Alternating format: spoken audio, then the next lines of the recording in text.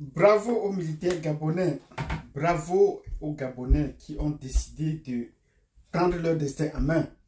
Et nous leur disons bravo parce qu'ils viennent là de changer le cours de l'histoire du Gabon. C'est une tentative qui a réussi cette fois parce qu'il y a quelques années après la mort, après la maladie d'Omar Bongo, le président, on avait annoncé qu'il était mort. Des militaires ont tenté un coup d'État qui n'avait pas abouti. Cette fois-ci, c'était la bonne. Nous leur disons bravo. Bravo à ces militaires qui changent le cours de l'histoire du Gabon. Mais nous, en tant qu'experts en géopolitique et voisins du Gabon, il y a des points d'interrogation qui perdurent.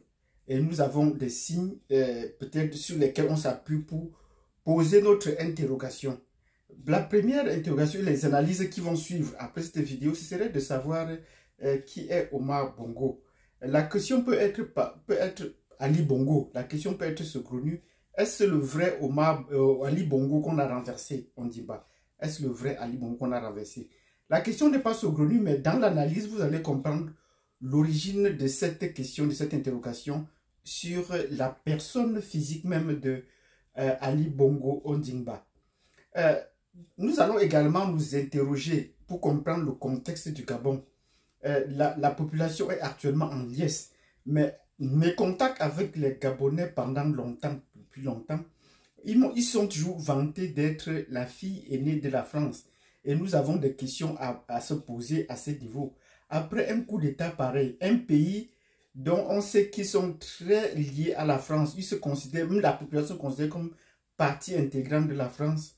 Est-ce que le coup d'État s'est changé juste pour continuer, pour rester dans la continuité? C'est le changement dans la continuité.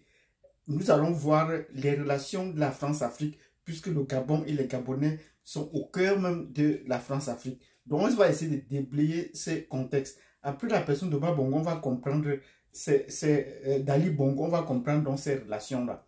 Comment est-ce que la France fonctionne avec, avec le Gabon en particulier. Et à partir de là, nous allons citer les pays qui, autour de la France, sont les piliers forts qui sont indéboulonnables.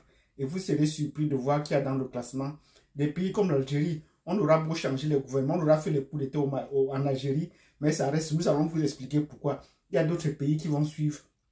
Nous allons dire, chaque fois qu'il y a un coup d'État dans ces pays-là, il faut tous s'interroger, est-ce que ce n'est pas sous le contrôle de la France? Maintenant, nous allons passer à une autre étape. Il faudrait qu'il nous donne des signes. Et ce serait le point d'une autre analyse. Il faudrait qu'il nous donne des signes d'un coup d'État. Actuellement, pour faire montrer qu'un coup d'État est réel et qu'il est l'émanation du peuple et qu'on va suivre la voie du